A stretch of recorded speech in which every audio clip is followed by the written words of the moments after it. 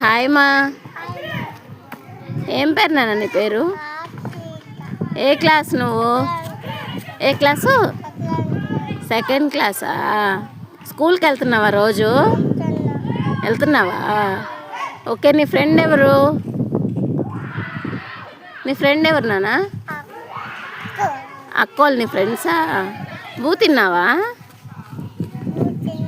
ఏం కూర? ఏం కూర నాన్న? హాయ్ మా.